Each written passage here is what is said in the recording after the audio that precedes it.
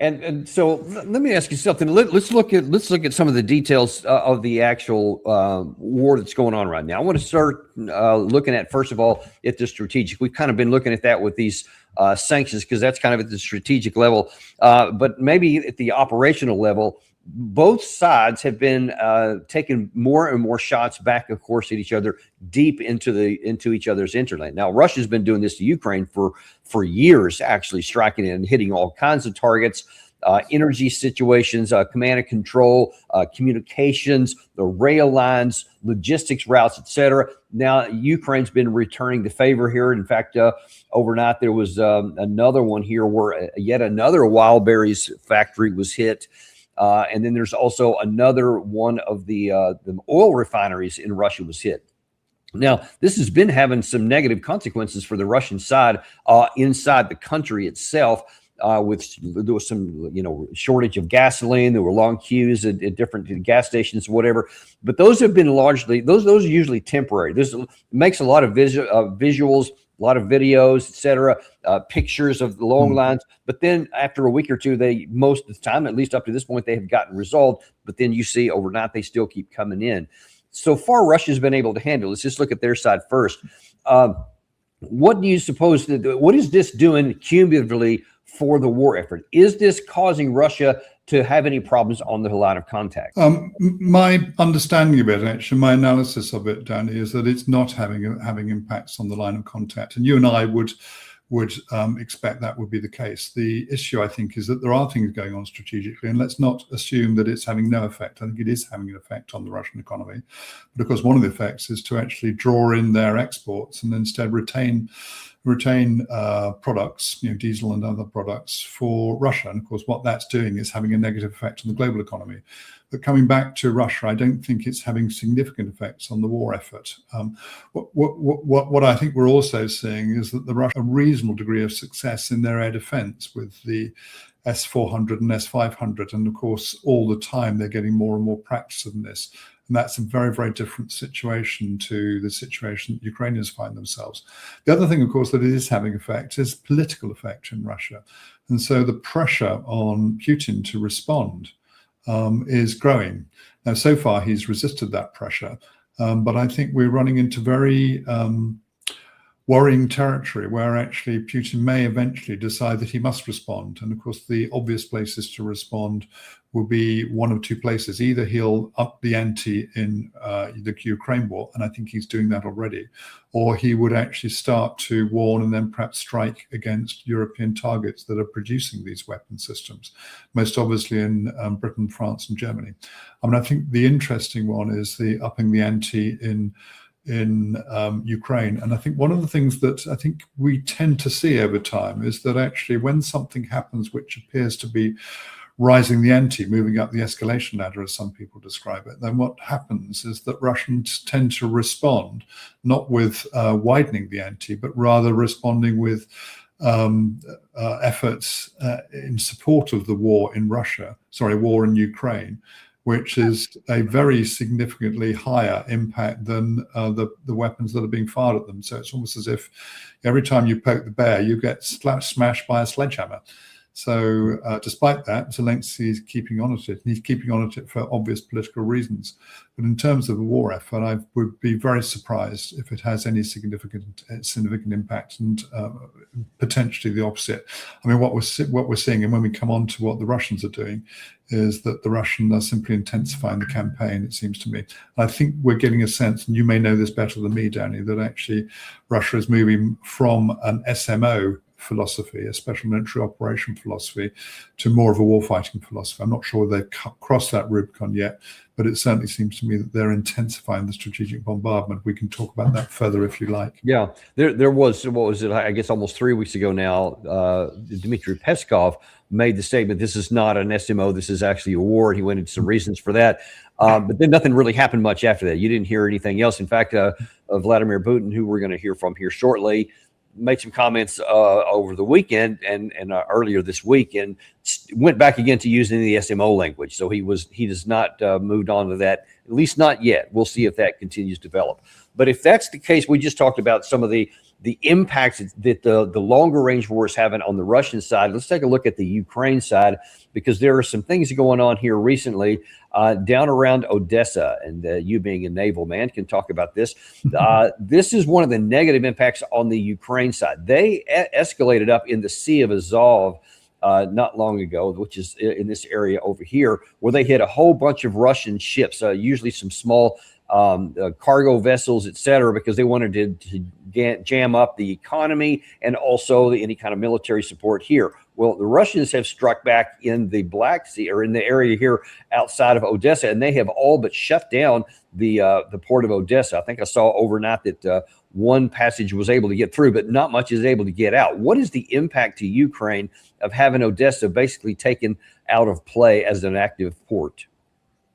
It's huge, Danny. It's a classic example of what we've just been talking about. You know, the Ukrainians appear to escalate by attacking maritime targets in the Sea of Azov, and the Russians respond with a closing down to the Ukrainians of the Black Sea, which is going to have an impact on their economy, which is orders of magnitude more impactful than what the Ukrainians have done. I mean, Russia's a large, very large country with its own internal lines of communication.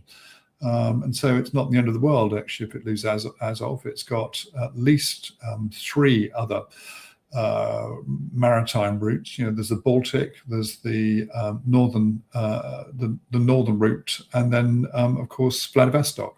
So Russia's not going to have trouble with imports. But goodness me, talk about trouble for Ukraine if suddenly all of your maritime. And let's not forget that the vast majority of things that come into countries by weight come in by sea. In Britain, it's 95% of the things that come into Britain by mass, by weight, come in by sea and not by air. So it's bound to have a catastrophic effect, or a very, very significant effect on the Ukrainian economy. Probably also on the Ukrainian warfighting effort, if you've got heavy elements coming into Ukraine via Odessa and other routes. And so that's a very, very significant impact on their imports, both military and otherwise, but also on their exports. So all of a sudden, the grain exports that would have come out of Ukraine and would have been sold on the international markets and drawing in import revenues, suddenly all of a moment closed. So it's a classic example of doing something which you think is very clever and suddenly finding that actually it has exactly the opposite effect that you would want.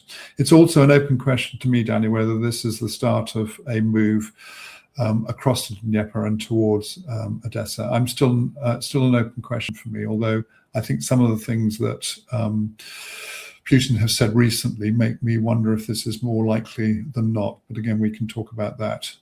Short answer is this has proved to be a move in the Sea of Azov, which has consequences for Ukraine, which are profound. I mean, the open question, of course, is whether Odessa is retained by Ukraine after the war or not. And if it's not, then the case then is that Ukraine becomes a rump state with no sea boundaries and a shadow of its former self.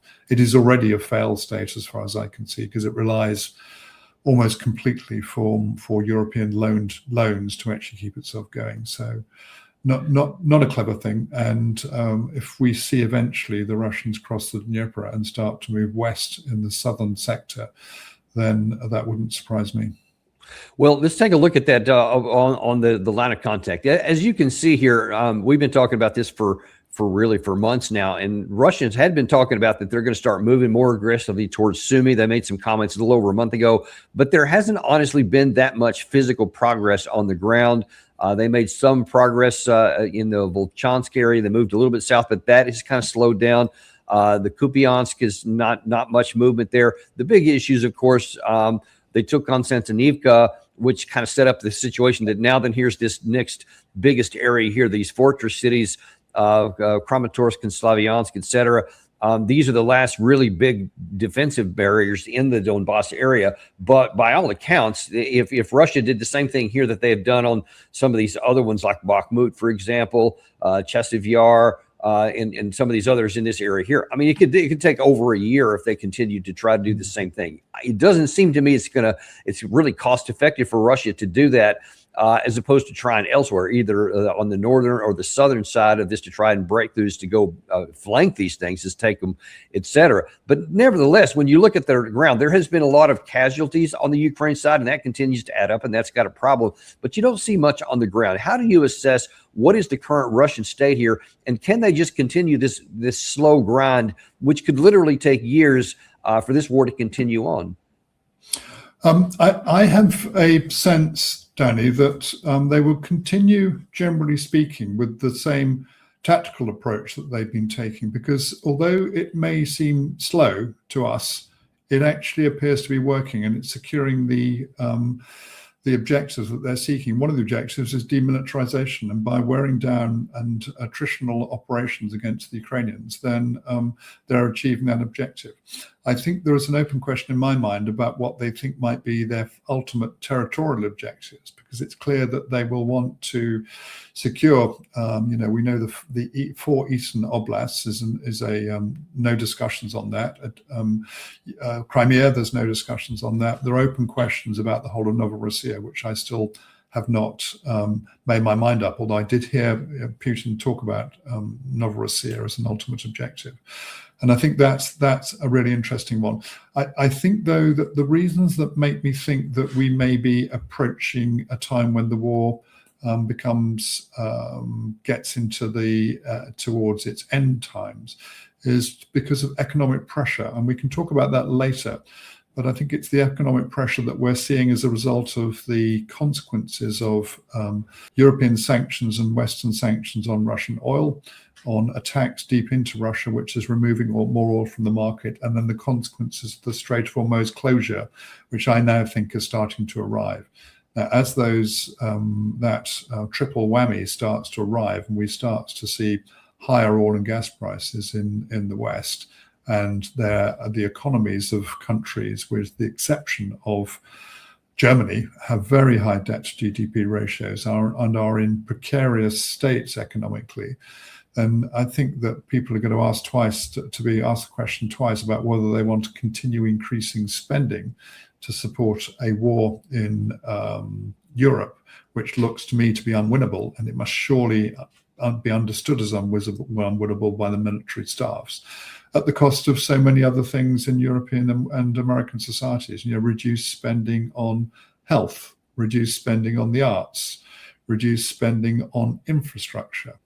And I could go on, but actually, I think there comes a time when people are going to say, well, is this really what we want to do? Do we want to keep spending taxpayers' dollars, taxpayers' pounds, taxpayers' euros on this, a war which we appear to have in sight no prospect of winning? And furthermore, a war which we can't understand why our countries and our leaders are not talking to Russia to bring the thing to a close. So I think that's what might bring it to a close, albeit I don't think those economic consequences will really hit home until the new year. We'll see, it might be sooner.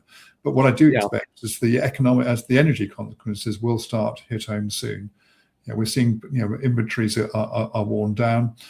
Strategic petroleum reserves, with 1 or 2 exceptions, are getting much lower than they were. So I'm expecting the energy consequences to hit us sooner rather than later, and certainly in the second half of this year, Danny. Yeah, and we'll start. Obviously, we keep a very close eye on that for both of these. Actually, even for the global economy itself, and we'll keep on that. But taking a look at this here, when you look at you talked about the people don't see a military solution, and there's not one. I think we've completely proven that point over 4.5 years. There is no military solution from the Ukraine side. Now, there is a path for the Russian side, which you talked about a minute ago. There is a war of attrition going on, and carried long enough, even with the slow grind issue, it's going to eventually grind down. I mean, it's just math and just fundamentals.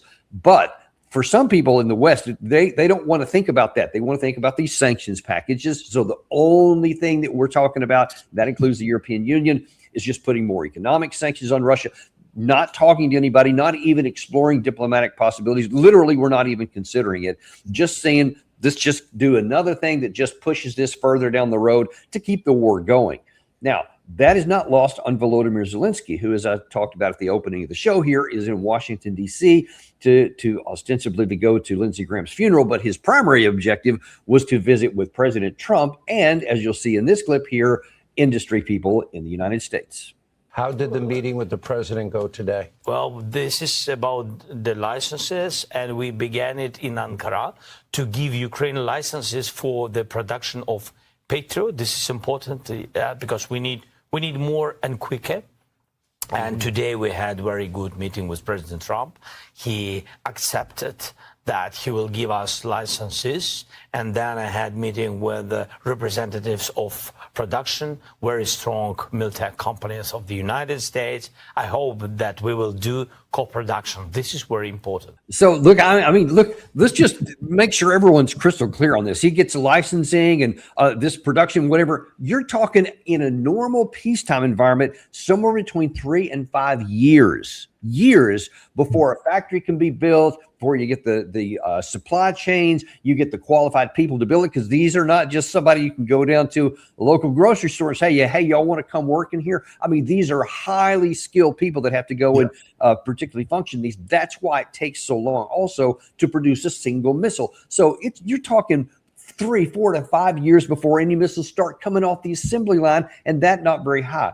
Why are we talking about something that has no impact whatsoever on the war in the near term?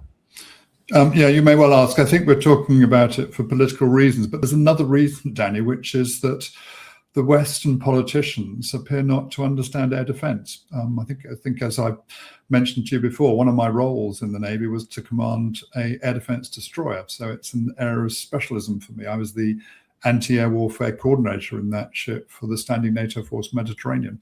And I thought what I would do, and I did it, I think I did it about 10 days ago, Danny. I wrote an article in my Substack called The Principles of Air Defense or something like that. Because what I was trying to do is to complement the excellent work that Professor Ted Postal has done. And you've talked to Ted Postal on this podcast, and he's an excellent source. And what Ted Postal basically says is the effectiveness of Western weapon systems in general, but the Patriot PAC-2 and PAC-3 systems in particular, is much lower than we're being told. And I thought it'd be useful to actually complement that, to actually explain as well what it was like to be an air defender and what it was like to fight the air defense battle. And when you're fighting the air defense battle, it's not just about the interceptors, but about the whole system. So what you need is a systems approach. So you need very good warning of the weapons that are coming at you. Your weapon systems are drones, they're cruise missiles, they're conventional ballistic missiles, and they're hypersonic ballistic missiles. And the way that you do that is that you start off with radar systems and other types of sensors, which provide you with early warning, because these things are happening so quickly. And the air battle is such a quick battle that the more warning you have, the better. And you'll see that the United States has suffered in that respect with the way that the Iranians have taken out the THAAD radars and other radars to give the Americans early warning of incoming attacks. Now, I would ignite that the Ukrainian system, their early warning systems are nowhere near as good as the United States would have had in Iran. Because I would expect they would have not had the same systems approach. And then the way that you build your air defense is you tend to do it in a layered way. So you'd have an outer air battle, which is fought usually with combat air patrol, supported by airborne early warning aircraft. And the thing about that is that combat air patrol jets, like the F-18s or F-15s or F-35s, have and F-22s have very limited, if indeed any, competence against the conventional ballistic missiles and no competence against hypersonic missiles. So you've already taken a layer out there of your system. You've then got the next area, which is the middle area, which is you use area air defense missiles, which are missiles which can intercept crossing targets and are medium range. So they can be anything between 20 to 100 miles, that sort of order of magnitude, Danny. And those you're generally speaking fire two at a target. So that's where Patriot comes in. It's where S-400 and S-500 comes in. It's where the PAM system and Sea Viper in the navies of the Europeans comes in. And then at last you have point defense. And point defense is where you've got a weapon system which will allow you to be your last line of defense, if you like, against things which have got through those layers. Now, what I did was a rough calculation in that article to see how many weapons batteries, Patriot batteries, even if they were effective, would be needed to provide reasonable coverage for Ukraine, given the size of Ukraine. And a rough order of magnitude figure was about 75 Patriot batteries, and there are 100 in the world. So again, tells you the likelihood of the Ukrainians, even if the Americans were to provide these, the likelihoods of Ukrainians actually achieving effective air defense are very low indeed. Indeed, I think so much so that actually I think any money spent on supporting the Ukrainians in air defense is money that's likely to be wasted, because I don't think it will work. And the reason I say that is that the way to overcome air defense systems is to saturate them, and saturate them with a mixture of drones, of conventional missiles, conventional cruise missiles, conventional ballistic missiles and hypersonic missiles. And if those are coming in at the 400, 500, 600s a day, a night, you'll saturate the batteries really, really quickly, Danny. So, the idea that we can actually help the Ukrainians defend our skies, it's simply, it's fantasy. Well, and that's literally what we have observed. I mean, we've seen that. That's how it's worked out for Ukraine. That's why they're asking for this stuff now. That's why so many of these big missile barrages we see from Russia, you see these missiles coming in, and there's not even any interceptors going up. Whether they hit them or not is irrelevant. They're not there to be hit. So we see that's the case. But this brings up a potentially bigger issue.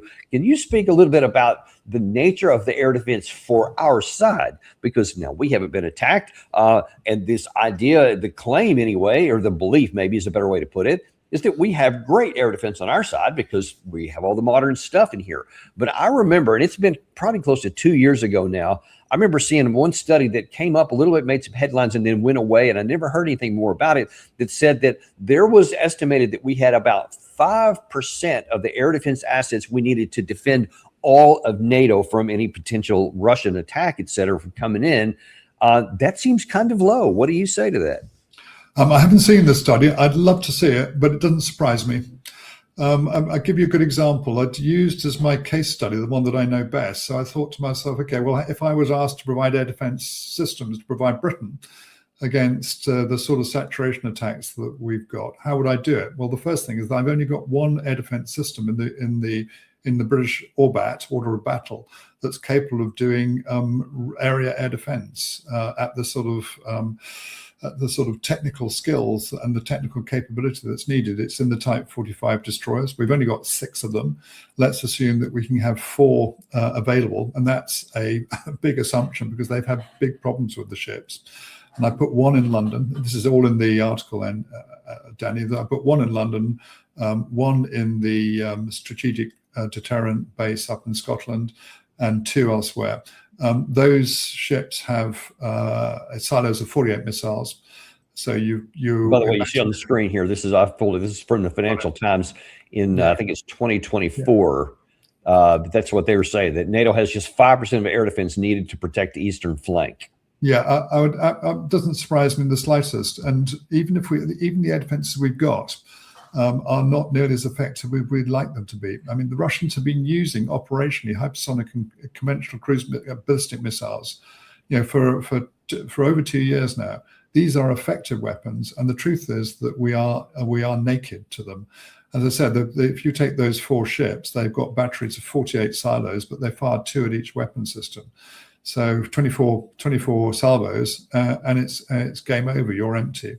And if you're getting missile barrages of combined barrages of 100, 200, 300, 400, 500 missiles, and I think the most in Ukraine have been up close to the 1,000. That's indefensible at the moment. And the sooner we can wake up to that, the better. And the sooner that people can understand that NATO cannot defend itself, or certainly not the European campaign area, cannot defend itself against the weapons that Russia is able to deploy against us. Indeed, that's one of the reasons why in that original article that we've talked about some time ago, The Coming War with Russia, I wanted to explain to people that we are essentially naked to air attack. It's a difference in philosophy as well. It's a difference in warfighting philosophy, Danny. I think we've often been thinking to ourselves, okay, well, we're strong in the air and sea. You'll see that in the air-sea battle that the United States talks about when they're talking about Taiwan. But the fact is that actually we've seen over the last sort of 2 to 3 to 4 years that actually that is an assumption that we can no longer make. I think we have tended not to think too much about the Russian rocket forces, and not too much about the Chinese rocket forces, and about the North Korean rocket forces, and about the Iranian rocket forces. Well, we're thinking about them now, and we're thinking about them when we're seeing that the Americans are being pushed west out of the Gulf Cooperation Council areas. People realize that they're indefensible, and we can see from the casualties as well. I've said this time and again before, actually, but people actually spend a lot of time talking about how vulnerable aircraft carriers are. And the question I would ask people, where would you put aircraft carriers versus air bases, land air bases, in terms of vulnerability? The last time a carrier was hit in war was in 1945 during the Second World War. The last time an air base was hit in war, I think, was probably last week in Jordan. Right. Jordan. Right. Yeah, I remember being in Kandahar. I'm sure you went to Kandahar as well. I remember being in Kandahar. I did. We had GR7 Harriers there, and 2 of them had been taken out by a Chinese antiquated rocket, the 3-barrel rocket launcher, which had landed close by, and the shrapnel had written one off. It didn't look like it when you looked at the aircraft, but the damage it had done internally had written one off, and the other one was going to take months to actually recover. So the idea that that these air bases are safe could not be more wrong. And look at the casualties as well. So it's about time we woke up to this air battle and woke up to the fact that we are now behind, I would say, at least 5 years and probably 10 years in understanding and be able to. Okay, so that leads to an obvious question here. Pull this back up again. This is from, let's see, where's the date on this? This is May 29th, 2024. And they announced that NATO had just 5% of the air defenses needed to defend the eastern flank. Why then why did this not turn into an emergency for the NATO alliance? And why am I now sending all this money and these pictures that Gary's been showing you here we're talking about sending, all these advisors and all these business people to Ukraine to do something that's going to take years away? Why isn't there this an emergency situation on our side of the line to defend our countries, where these countries or where these companies actually come from?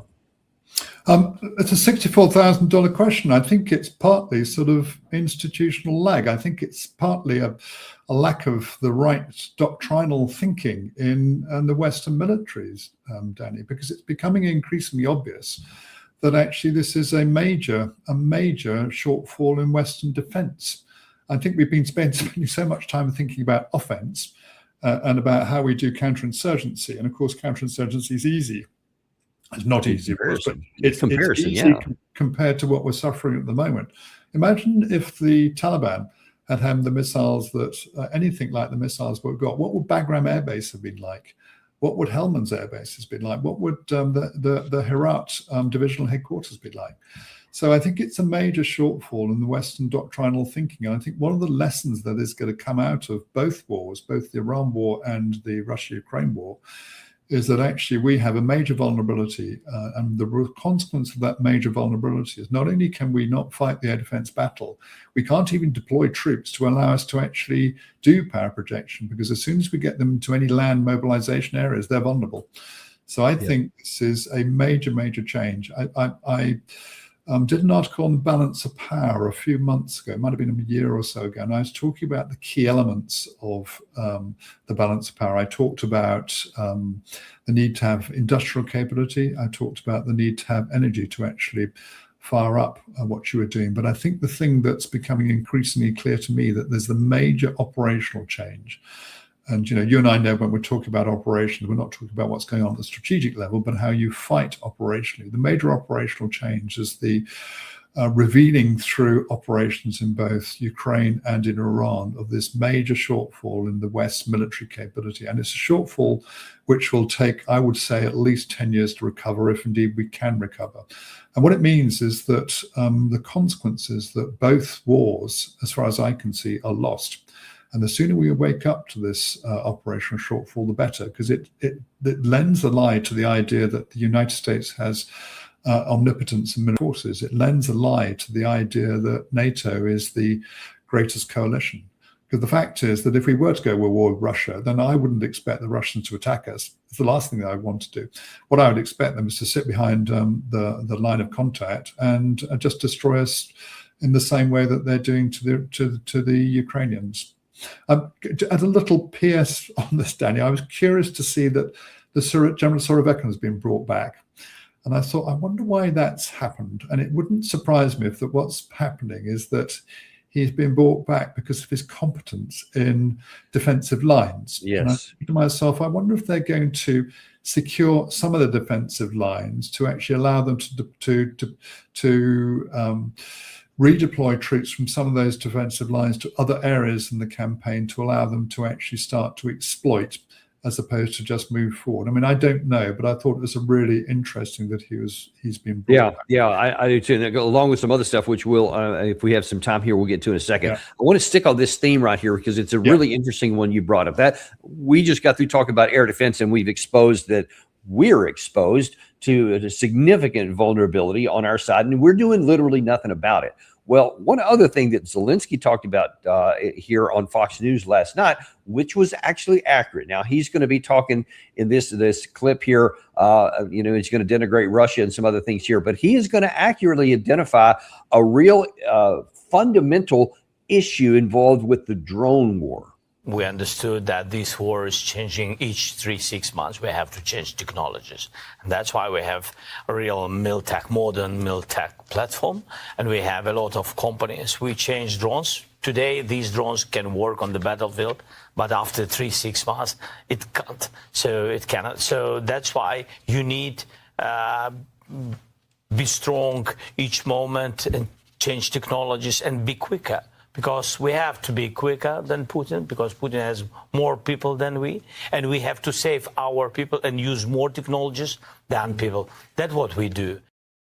Now, I'm probably going to talk about two separate things here. One is about the specific Russia-Ukraine thing, since that's the war that we have on our hands. But since you kind of brought up the issue of the air defense, even on our side, let's look at that same issue here, because I see this as a major vulnerability on our side because of the centrality of all different categories of drones to the front line. And it's made the gray zone grow on both sides because it's nearly impossible for, kind of a no man's land, et cetera. We give lip service to drones and we've been buying more, but I think that the area that we are the most deficient in is what Zelensky was correctly identifying here, is that you have to have this really rapid technology system that responds, counteracts, responds again, and then changes. And you have to be really adaptive to be able to make these changes on the fly, have the connection with the industry to make these changes and go in. And otherwise, you'll produce a million drones that don't even work by the time they come out there, and they're having to deal with that on both sides of the line, and they certainly are. I don't see any of that thinking, and certainly none of those systems in any NATO country. What do you think? No, I don't think so. And I think there is discussion about it, and I see in the British press a lot of talk about drones, and I see talk about the need to use much more autonomy. It'll be the same in Germany. It'll be the same in France. I do think, though, and have been thinking for some time, I always felt that drones are terribly important, but it's not just about their killing capacity. So the ability to take out soldiers, these horrible pictures you see of a drone chasing an infantry down. Let's just put that off. So I think that the issue that I think is interesting is the way that drones actually open up the visibility in the battlefield.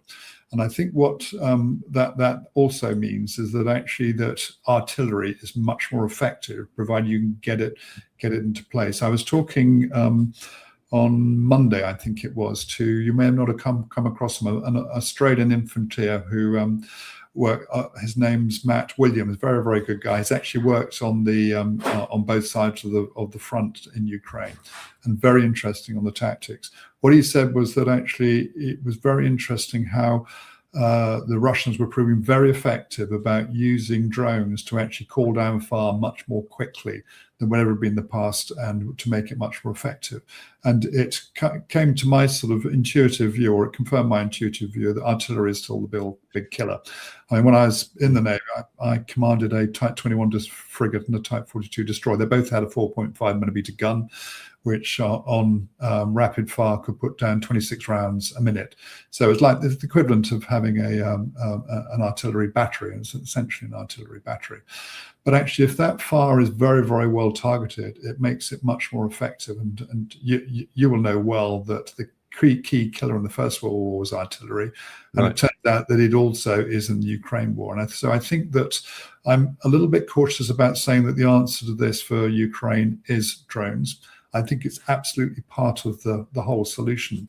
But really, if you're able to call down fire and use artillery in the way that Matt was saying, then that really matters. He was also saying, incidentally, I thought this was equally interesting, that the amount of losses of self-propelled guns of the Russians versus the Ukrainians is significantly to the advantage of the Russians.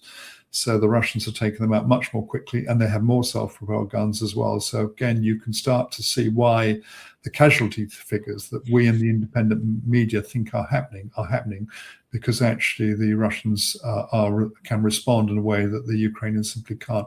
So I'm open to drones. I think it's a part of an evolution. It's a very important part of the evolutionary development of the battlefield. But I also think that there's not much you can do against significant volumes of fire coming down via artillery. In a way that you can have a chance against drones, and there will be air defense capabilities against drones. They're being developed. So what do you think about the argument, or the claim anyway, on the Ukraine side that Zelensky just made right there, is that, well, we're making up for our insufficient number of troops, and even he doesn't deny that, yes, Russia has more troops than we do, that's for sure. So we're making up the difference in drones. But that's what we say. But I mean, drones are ubiquitous on there. It's not as though the Russians are just relying on artillery. I mean, they had the same. So if you have, and I think that at the very best you could say was the very worst is that there's a parity in drones. So if you have a parity in drones, and the Russian side is the equivalent on their side, but they also have more artillery and they have more men, what does that tell you where the war is going? Yeah, it tells me what's implicit in your question, which is that if you've got a parity in drones, but actually one side has significantly more artillery and significantly more combat troops and armor and combat service support, all of those sorts of things, then that side is obviously going to win. So I think that it'll be interesting to see how we get on, but it would not surprise me if we start to see significant advances with the Russians in the months ahead. Perhaps not at the speed with which the West would like to see in its famous maneuver doctrine, but it's difficult to see how the Ukrainians can prevail. I mean, of course, if there is parity in drones, then at least the Ukrainians have better visibility to the battlefield. Although what was also interesting about what Matt said was that actually the Russians have got extremely good SIGINT now, that signals intelligence, and they're going after each and every drone controller of the Ukrainians with sort of clinical lethality and taking out the drone operators as quickly as they can. So again, I think this is a battle which I'm not saying that Ukrainians will not be able to have an effect, but so too did the Germans during the Second World War, extremely good defensively. But ultimately, the mass that the Russians are able to bring to the war and the combat power that they're able to bring to the war, it seems to me, must prevail. Again, this is your area more than mine, Danny, but I can't see how, unless there's some magical technology, and I can see no sign of it, and I can't even think what it would be, I can't see how the Russians ultimately won't prevail. The only question is the speed with which they prevail.